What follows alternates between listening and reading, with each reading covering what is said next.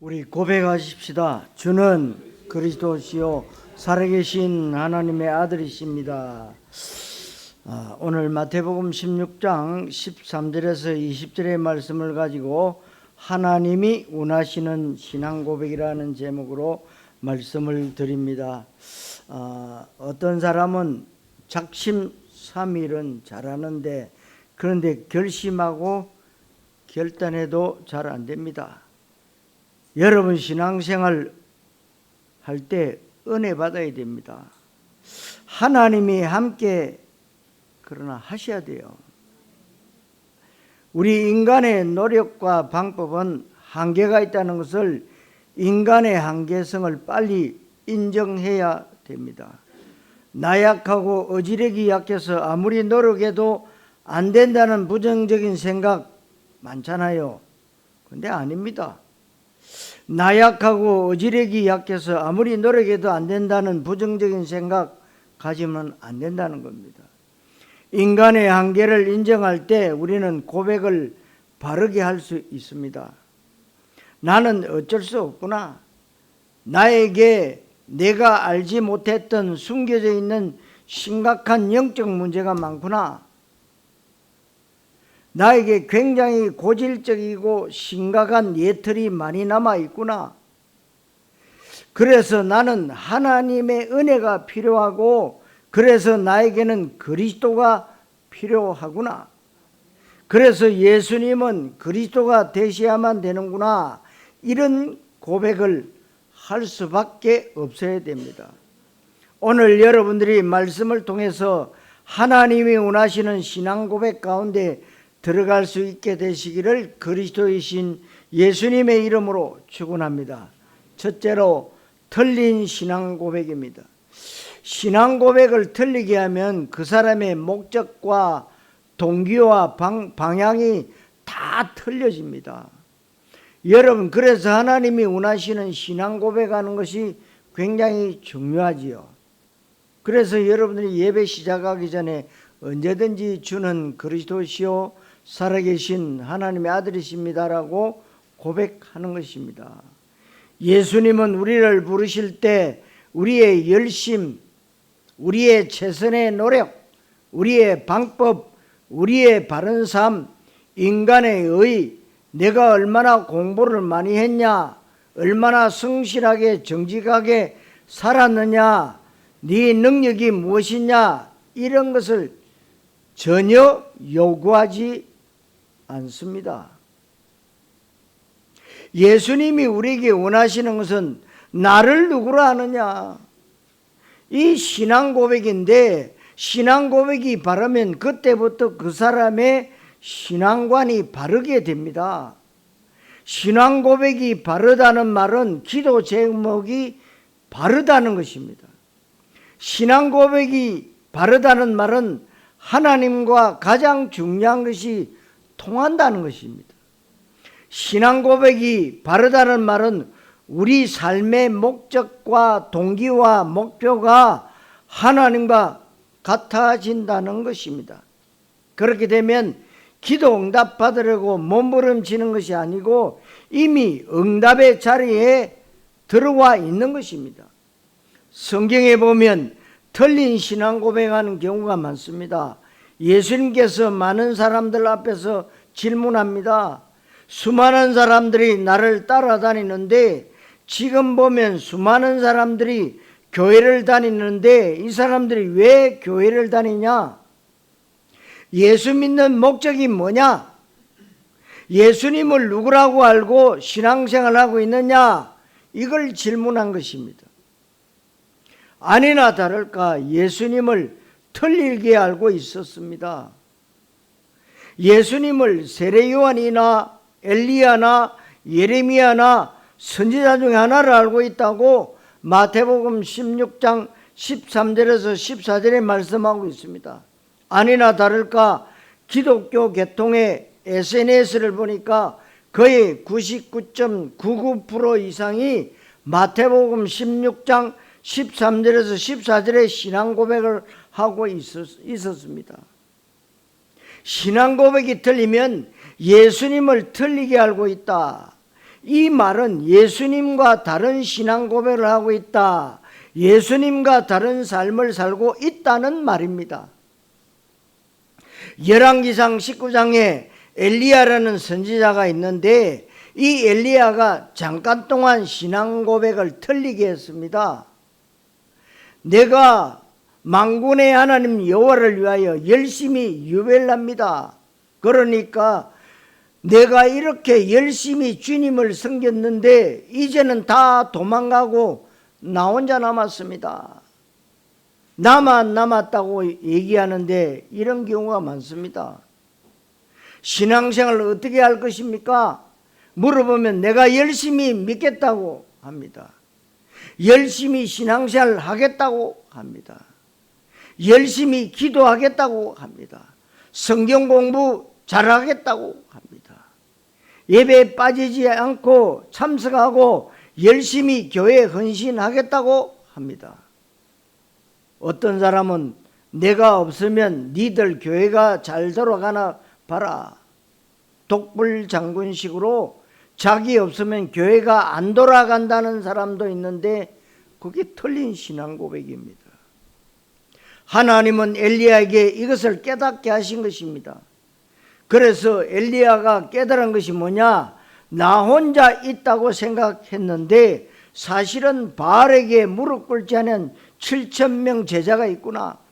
내가 열심히 특심으로 하는 것이 아니고 알고 보니까 하나님이 나에게 진짜 중요한 현장과 후대에 대한 사명을 주시고 힘을 주시는구나.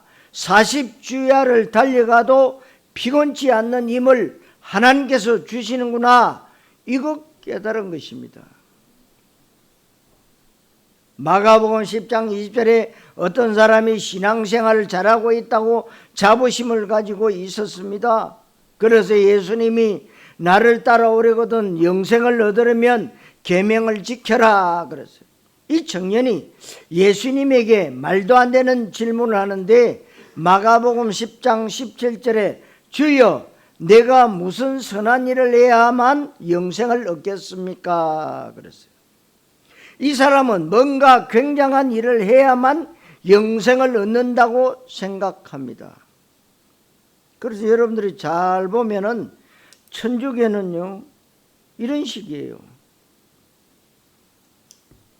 아니 부모님이 안 믿고 죽었는데 자식들이 헌금을 많이 하면은 중간에 있다가 헌금 많이 하는 순간에 따락 천국으로 올라간대요.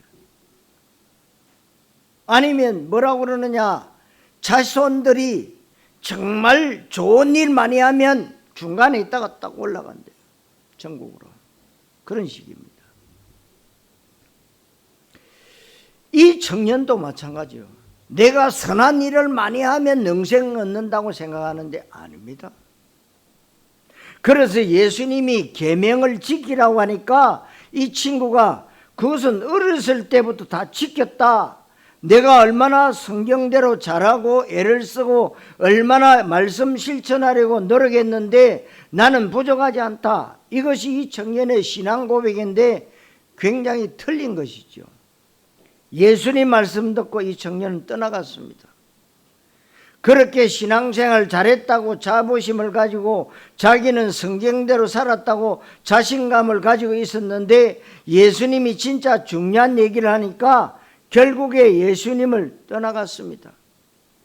베드로가 마태복음 17장 4절에 우리가 초막셋을 짓되 하나는 주를 위하여 하나는 모세를 위하여 하나는 엘리야를 위하여 하사이다.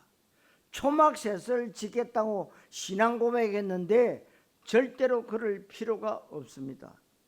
예수님은 그리스도시요 모든 문제 해결자요 다 끝내셨고 그리스도 그 안에 모든 것 다 있기 때문에 나는 그리스도 한 분만으로 충분하고 완전하고 모든 것이다. 더 이상 부족한 것이 없다. 이것이 되어지면 율법주의, 신비주의 필요하지 않습니다. 율법과 신비가 그리스도 안에 다 있기 때문에 그렇습니다. 그런데 이것이 부족하다고 생각하니까 여기저기 기웃대고 율법주의, 신비주의, 기복주의, 인본주의에 빠지니 잘못된 신앙 고백을 합니다. 어떤 아버지가 자기 아들이 귀신 들려 불에 들어가고 이럽니다. 그래서 예수님께 찾아와서 고쳐달라고, 그런데 그냥 신앙 고백 바르게 하고 고쳐달라고 하면 되는데 거기에 토를 답니다. 만약에 예수님이 무슨 일을 혹시 하실 수 있다면 이때 예수님이 뭐라고 하셨는지 잘 아시죠? 할 수 있거든이 무슨 말이냐? 믿는 자들에게는 능치 못할 일이 없느니라. 예수님 앞에 토를 달고 내 의견과 내 경험과 내 지식을 말하고 내 생각을 말하는 경우가 굉장히 많습니다. 틀린 신앙 고백하면 어떻게 됩니까? 그러면 이 사람의 신앙관과 기도 제목이 틀리게 되는 거예요. 그러면 기도 아무리 열심히 해도 안 되는 겁니다. 여러분, 예수님 앞에 기도할 때 어떻게 기도해야 됩니까? 하나님, 우리 집안의 아이들이 공부를 못하고 있습니다. 학교를 못 가고 있습니다. 아이들의 옷이 다 떨어졌습니다. 신발이 다 떨어졌습니다. 먹을 것이 다 떨어졌습니다. 그냥 이 사람아 돈 달라고 해라, 그 말이에요. 빙빙 돌려. 우리가 하는 그 기도가 중언부언의 기도야. 여러분들이 솔직해야 된다는 거예요. 하나님이 못 알아들으시냐 이 말입니다. 그래서 여러분들에게 틀린 신앙 고백에 예틀이 있다면 빨리 내려놓고 예수님이 원하시는 바른 신앙 고백을 하게 되시기를 그리스도이신 예수님 이름으로 축원합니다. 첫째로, 두 번째로 바른 신앙 고백입니다. 바른 신앙 고백하는 순간에 하나님의 언약 시간표 속에, 하나님 시간표 속에 들어갑니다. 하나님의 시간표 속에 들어가면 어떤 일이 생깁니까? 하나님께서 내 인생에 개입하세요. 하나님께서 내 삶의 아주 작은 부분들 하나하나까지 친히 간섭하시고 인도하십니다. 그러면 어떤 일이 생깁니까? 하나님의 시간표 속에 내가 들어갔다면 넘어져도 괜찮고 실패해도 실패가 아니라는 겁니다. 혹시 연약해서 죄를 지었다, 하나님의 언약 시간표 속에 있으면 괜찮습니다. 시간표 밖에 있으면 어떻게 되겠습니까? 정신 차려도 안 되고 똑똑해도 안 되고 바르게 살아도 안 되고 기도 많이 해도 안 되는 것은 기도 많이 하면 할수록 몸에 문제 옵니다. 그러니까 여러분, 바른 기도를 하셔야 되는 겁니다. 어느 목사님이 교회에서 목회를 수십 년 하고 계시는데, 그런데 세우신 장로님들이 자꾸 태클을 걸어요. 그래서 어느 날 작심하고 기도원에 갔어요. 왜? 하나님, 우리 장로님들 좀 손봐달라고. 그러니까 금식하면서 기도하고 돌아왔는데 몸이 다 망가져버려요. 그러다가 죽었어요. 여러분, 하나님이 모르시겠어요? 왜 태클 거는가? 모르시겠냐고요.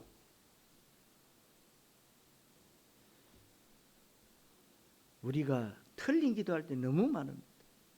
하나님이 내 손 들어주는 하나님인 줄로 착각하고 있다니.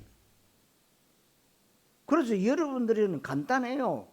주는 그리스도시요 살아계신 하나님의 아들이십니다. 그를 고백하면 여러분 소원이 그 속에 다 들어있다 이 말이에요. 꼭 미주알 고주알 다 아랠 거 하나도 없어요. 그래서 여러분들의 기도는 7대 망대, 7대 여정, 7대 이정표 그 기도 해라. 오늘 아침에 여러분들 머리카락 몇 개 빠진 줄 아십니까? 모르잖아요. 하나님은 다 알고 계신다고 그랬어요. 앞으로 여러분이 어떻게 될 것인가 여러분 모르잖아요. 하나님은 다 알고 계세요. 그러니까 여러분들이 뭐 IQ도 별로 안 좋으시면서 똑똑한 척 하지 말라는 거예요. 하나님의 IQ는 무한대예요. 왜 응답이 안 됩니까? 그 기도가 시간표 밖에서 하는 육신 기도이기 때문에 노동을 많이 하면 몸에 젖산이 생겨서 몸이 피곤해지고 노화가 빨리 오고 그렇게 병드는 거예요. 기도 많이 하면 몸에 문제 오는 것은 언약 밖에 있어서 그렇습니다. 그러면 어떤 것이 바른 신앙 고백이냐? 오늘 우리가 살펴볼 내용은 베드로가 신앙 고백을 바르게 했습니다.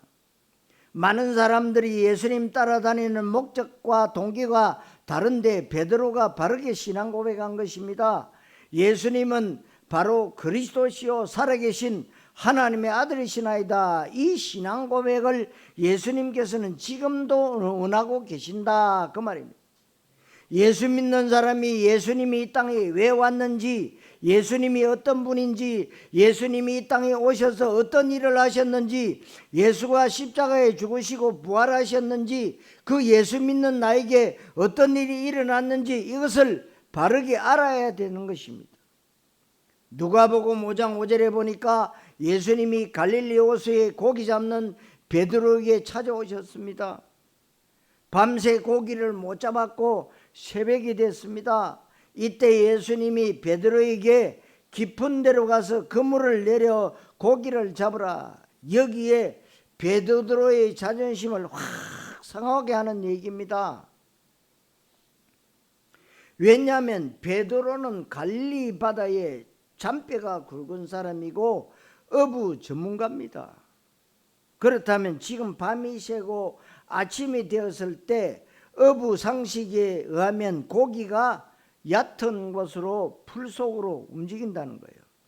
그런데 예수님은 거꾸로 얘기했습니다. 이때 베드로가 주여 내가 밤이 맞도록 수고하여서되 고기를 잡은 것이 없지만 말씀에 의지하여 그물을 내리리다. 이 신앙 고백이 되어져야 됩니다. 그런데 자꾸만 저와 여러분들을 내가 가지고 있는 지식, 내가 알고 있는 신앙생활 이런 걸 가지고 자꾸만 내 스스로가 내가 아닌 내 속에 있는 것이 고집을 부려요.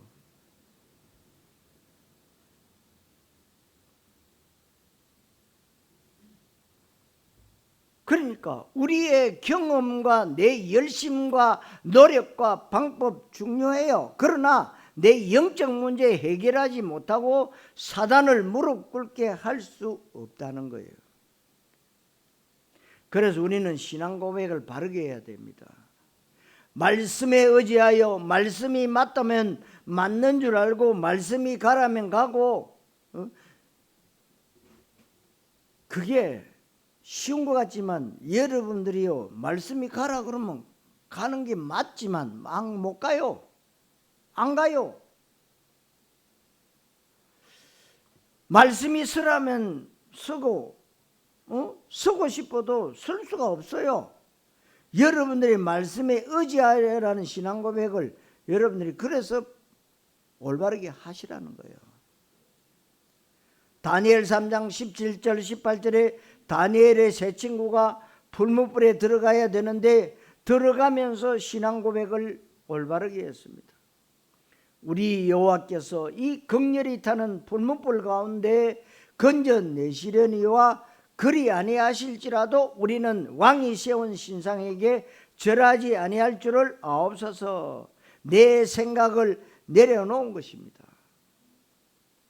우리는 자꾸만 지금도 교회 다니면서 잘 되는 것을 원합니다. 실패하는 것을 원하지 않습니다. 잘 안 되는 것을 원하지 않습니다. 어떻든 이렇든 저렇든 잘 되는 것만 원합니다. 그게 틀린 거예요.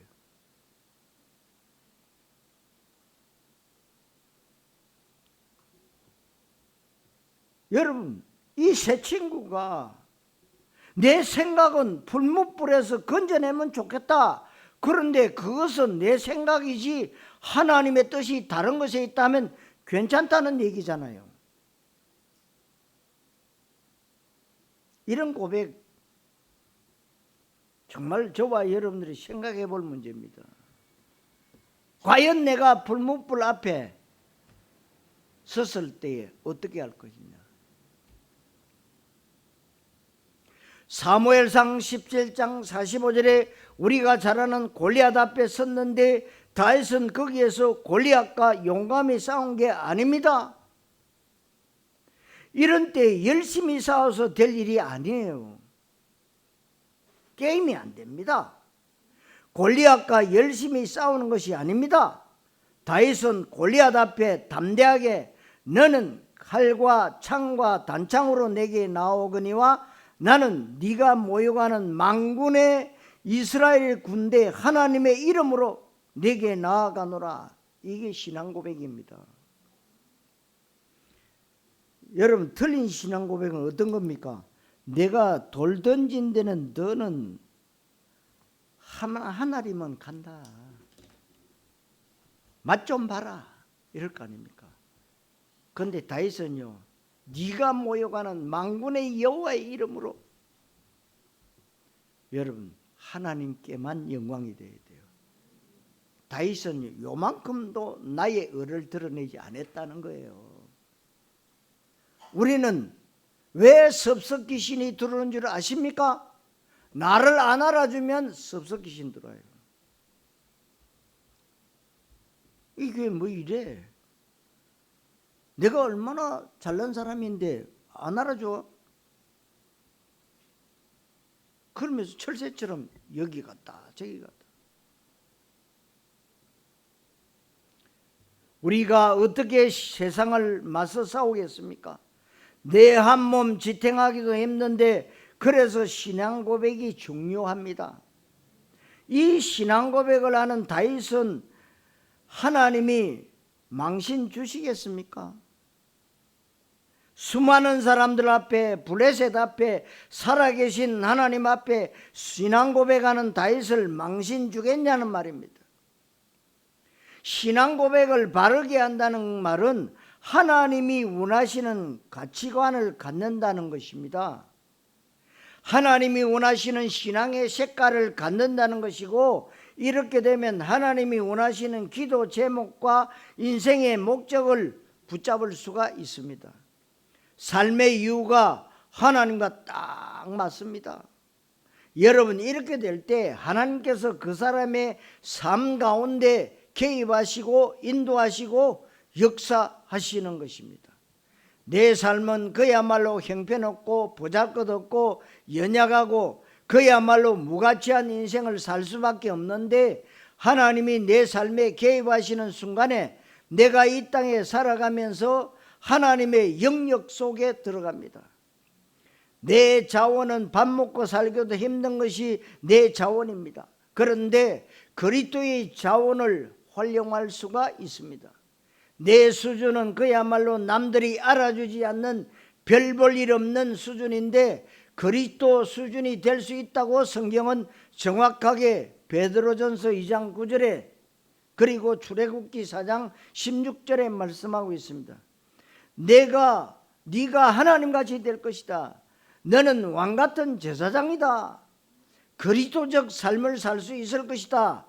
성도 여러분, 바른 신앙 고백하시기를 그리스도이신 예수님 이름으로 축원합니다. 세 번째로 그리스도 메시아입니다. 베드로가 신앙 고백하는 예수님은 바로 그리스도이신데, 이 그리스도의 뜻이 뭡니까?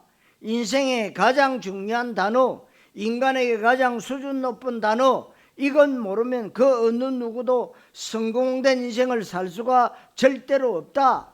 그리스도라는 단어를 모르는데 신앙생활을 잘한다는 일은 절대로 있을 수 없습니다.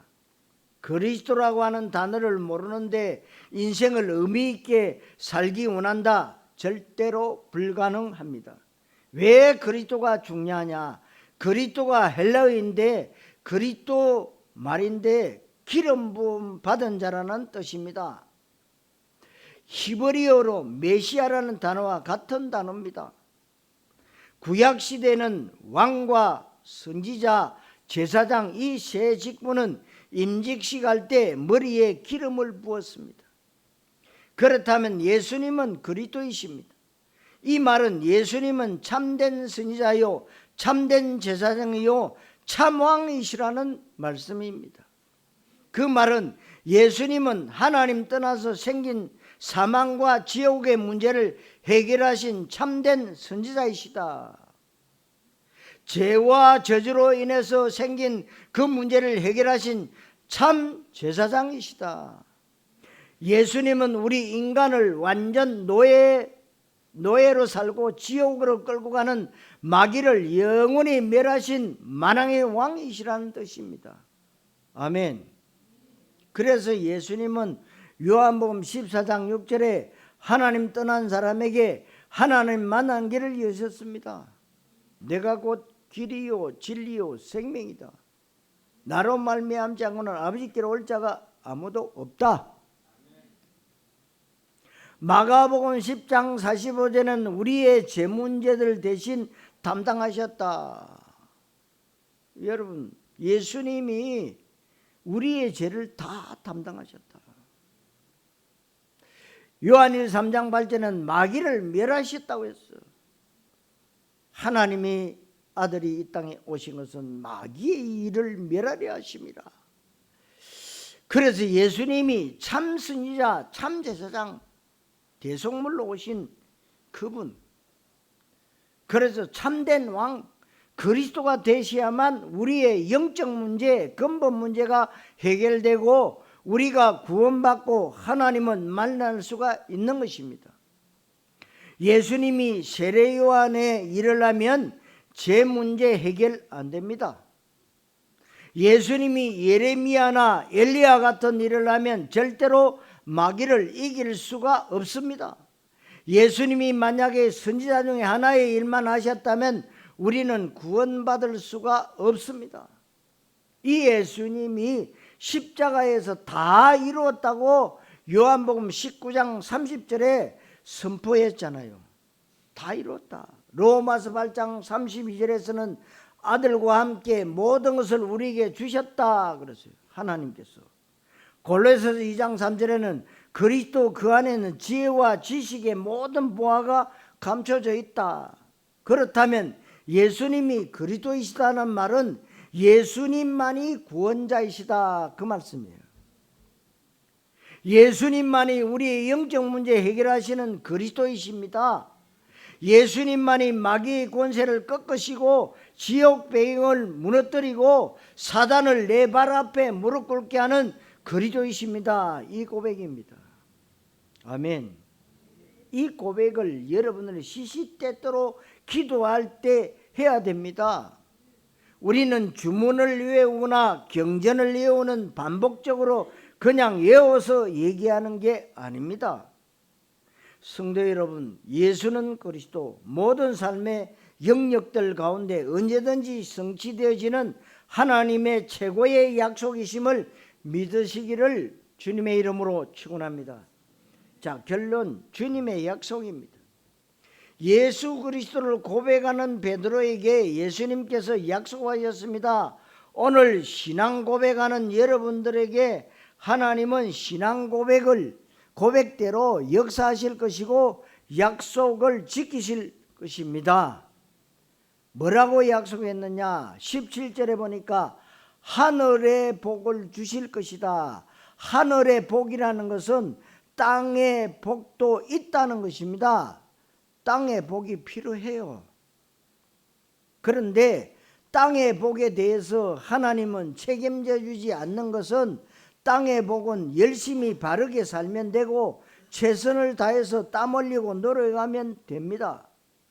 삶의 규모를 가지고 계획성 있게 결제하면서 극도의 인내심을 가지고 이렇게 최선을 다해서 노력하면 땅의 복을 누구든지 받을 수가 있습니다. 악인이나 선인 상관없이 신자나 불신자 상관없이 누구든지 땅의 복을 받을 수가 있습니다. 그런데 땅의 복은 말 그대로 땅에 속해 있고 그 땅에 속해 있는 복은 하나님과 관계없습니다.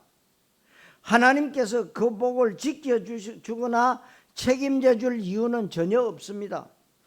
그래서 성경에 예수를 그리스도로 고백하는 베드로에게 하늘의 복을 주실 것이다, 하나님이 직접 주시는 복, 하나님이 직접 내 삶을 인도하시고 하나님이 직접 내 인생 속에 개입하시는 것입니다.